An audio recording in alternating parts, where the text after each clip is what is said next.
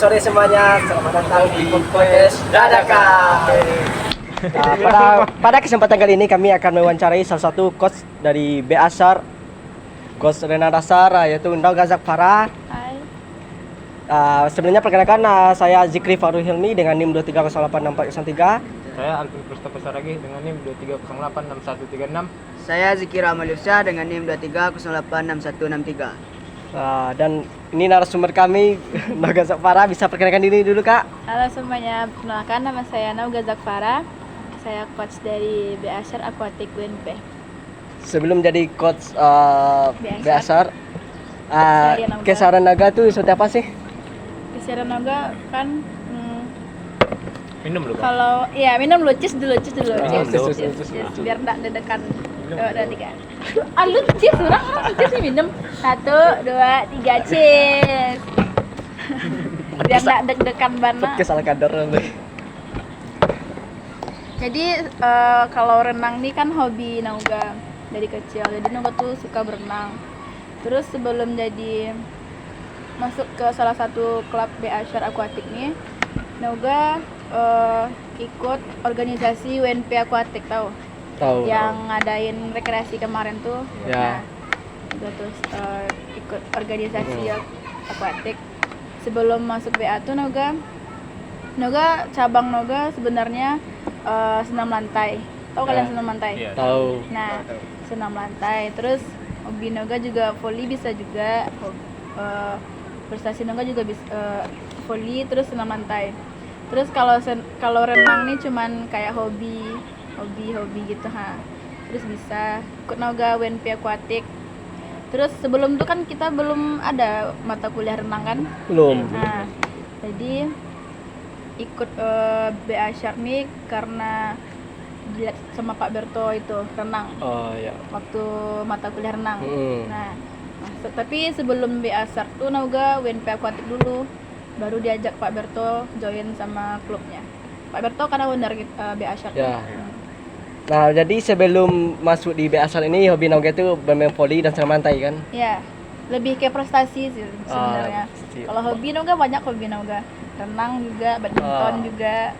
Berarti sebelumnya cabornya tuh Cabernya volley dan senam lantai. Iya. Ya, boleh, Pak. Berarti Nauga masuk UNP Aquatic dari semester 1. Enggak, UNP Aquatic nih baru. Sebenarnya udah lama kan, tapi kemarin nih mungkin ada kendala, terus sempat redup, terus dibikin lagi sama Pak Berto sama Pak Rizky, tahu Rizky Minaldi. Tahu. Nah itu pembimbing UNP Aquatic, bikinnya di semester 3 inilah ikut. Dibentuk lagi. Bentuk lagi di semester 3. Di semester 3 ikut. Soalnya Nauga kan PA Nauga Pak Berto. Nah, ikut Nauga. Jadi kenapa bisa terniat sampai mau jadi coach renang dasar? Sebenarnya Nauga sih awal-awal tuh belum kayak Nauga kan cuman bisa renang. Kalau untuk melatih kan Nauga kayak belum masih coba-coba.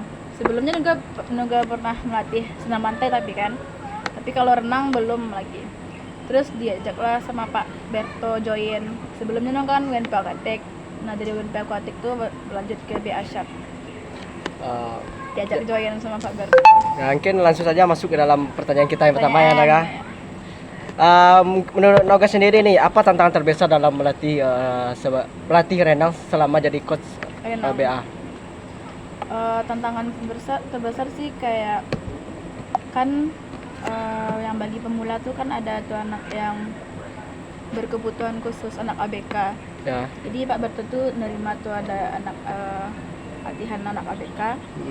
Itu masuk sulit lah untuk melatihnya.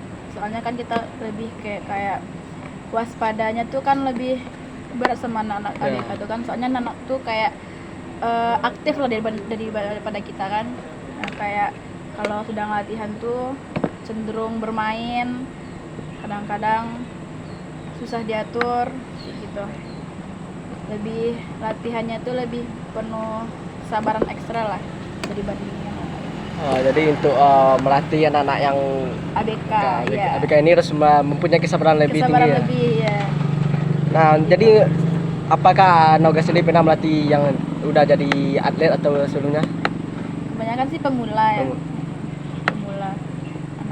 Anak-anak mau latihan renang tuh. Cara Noga untuk memotivasi anak ABK ini bagaimana?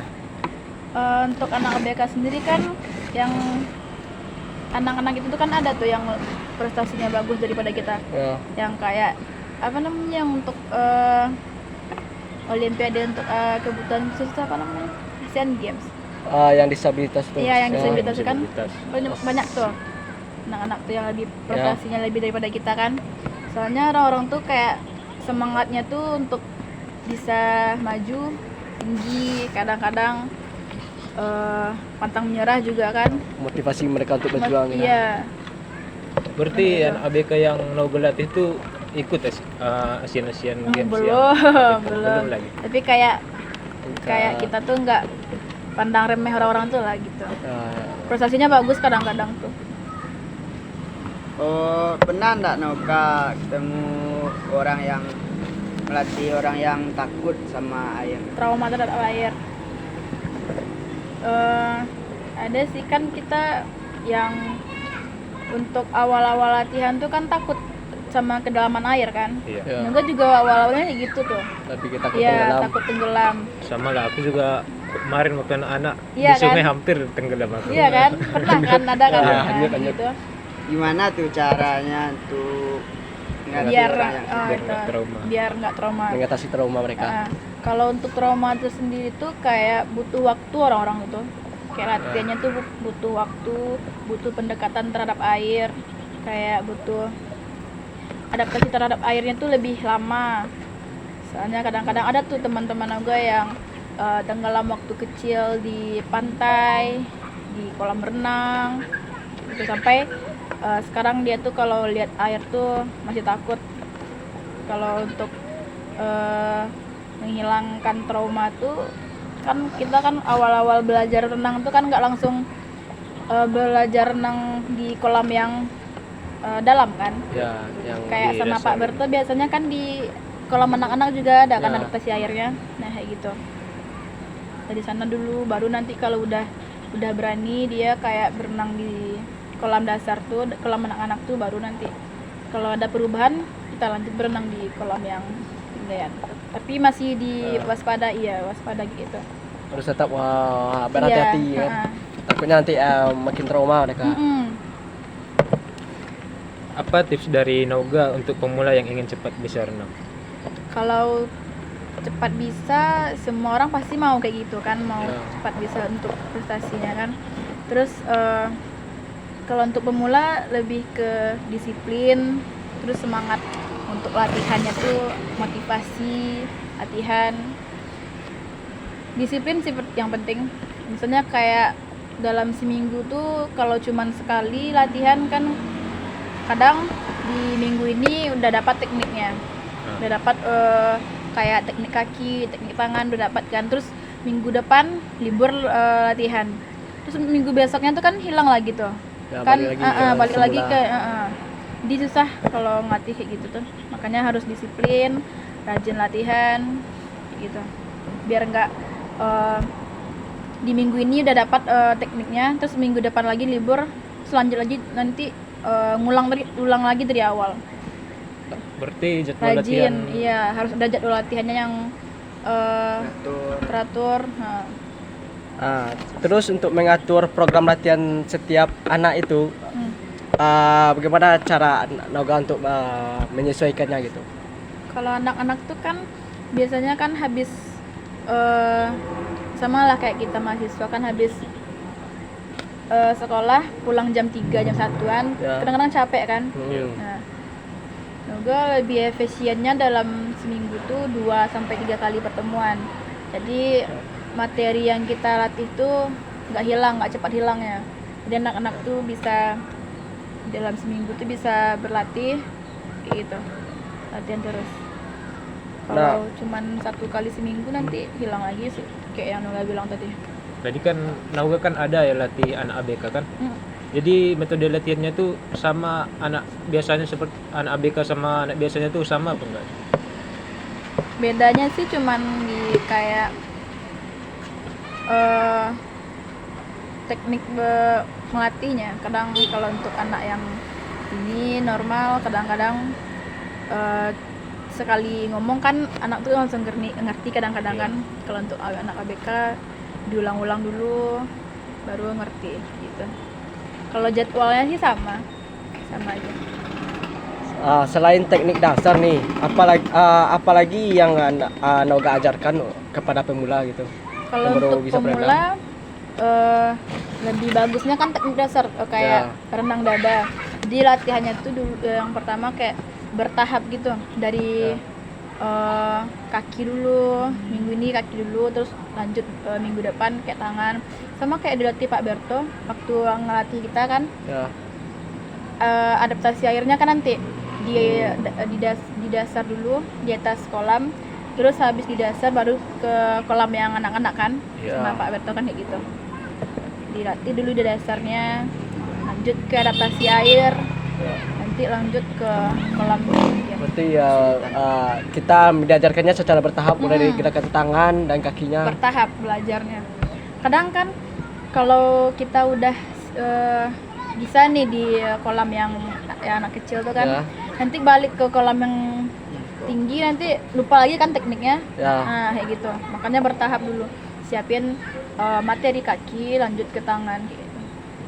Berarti berapa pertemuan lah kira-kira tuh Naga kalau ngajarin Kalau anak kami pemula tuh? efektifnya tuh 8 pertemuan dalam sebulan. Berarti 8 pertemuan tuh udah tahu dia berenang. Iya, Optimisnya bisa kalau berenang. ya tuh. efektifnya 8 pertemuan gitu. Jadi kesulitan apa yang paling sering dihadapi pemula dalam belajar berenang? Bagaimana cara Naoka untuk mengatasinya? Kalau kesulitan tuh kan tergantung anak didik yang kita latih. Kadang ada anak tuh yang motoriknya bagus, jadi kalau kita beberapa kali contoh dia langsung ngerti kadang-kadang kan. Terus kadang-kadang ada juga anak yang untuk melatihnya tuh butuh kayak permainan. Nah biar nggak bosan nanti anak-anak tuh. Soalnya kalau anak-anak pemula tuh kalau bosan kan nggak mau latihan lagi. Kayak untuk latihan berikutnya kan malas dia tuh. Iya. Kalau kita kayak cenderung fokus cuman di latihan, kadang-kadang nggak, jadi anak tuh bilang kayak nggak seru pelatihnya, malas latihan lagi gitu. Metode belajarnya itu aja kan. Jadi bosan Jadi anak-anak biar untuk lebih seru aja gitu. Minumlah minuman kalian. minum lah dulu. minum dulu. Jangan tegang kali. Minum dulu. Nggak ada habis nih ya. Baru kan misalnya permainan seperti apa lah yang biasa Naga terapkan? Kayak modifikasi olahraga gitu kan. Ada kan kalian Ya, kuliah iya. modifikasi Pasti olahraga. Nah, kayak gitu. Nah, anak tuh lebih seru. Kadang-kadang dari permainan itulah dia lebih bersemangat latihan kan. Kalau soal anak-anak. Tapi kalau untuk yang pemula dewasa atau remaja lebih kayak cepat lah untuk latihannya. Kadang Naga ajarkan ini dipraktekin, kadang cuman kayak salah-salah sedikit, sama kayak kita belajar sama kuliah sama Pak Berto kan, kadang-kadang diajarin ini udah selesai nih. Iya. Nah untuk besoknya ganti lagi gitu, bertahap juga kalau ngelatih anak pemula gitu. Jadi pernah nggak Naoka ketemu yang dilatih itu nggak mau nurut? Ya kayak nggak mau disiplin gitu kan. Kadang ada juga tuh yang potensinya bagus untuk renang tapi malas latihan. Padahal gaya dadanya udah bagus, gaya bebasnya udah bagus, tapi untuk latihan tuh malas kadang-kadang kan. Iya. Soalnya sama kayak kita dulu waktu kecil kan lebih suka bermain, nggak suka kayak fokus latihan aja kayak gitu, nggak suka kan. Jadi kalau untuk latihannya tuh dikasih support aja, kayak motivasi, pengen nggak jadi ini, pengen nggak besok ini kayak prestasinya meningkat lagi kayak gitu. dimotivasi. Berarti lebih didorong ke motivasi. Iya, Mbak. motivasi. Soalnya kayak di usia kayak gitu tuh masih banyak yang mau bermain kan terhadap air. Nah, gitu. Jadi kita mau latihannya tuh biar seseru mungkin kalau gitu. Mau latihan anak tuh seru. Lama deh lah. Ah, tebal. Lanjut. Lanjut. Nah, jadi kan tadi Noga bilang tadi ada anak yang mempunyai potensi cuma malas. Iya, Ya. kadang-kadang malas untuk latihan. Nah, terus bagaimana cara Noga untuk melatih mereka agar bisa mengembangkan potensi mereka tersebut? Sama kayak tadi Noga bilang tuh kayak latihannya tuh seseru mungkin. Ya. Nah, terus kadang-kadang orang-orang tuh malas latihan karena udah latihan kan untuk waktu tanding kalah. Nah, Ya. kan jadi kan kayak Jadi frustasi, ya. kadang-kadang stres, kadang-kadang kok bisa kalah padahal udah sering latihan, udah kayak giat lah untuk mencapai prestasinya tapi kalah. Nah, kadang-kadang itu faktor penyebabnya juga ada itu tuh. Jadi untuk pertanyaan terakhir nih Noga, Ya. seberapa penting pola makan dan istirahat untuk atlet renang? Renang.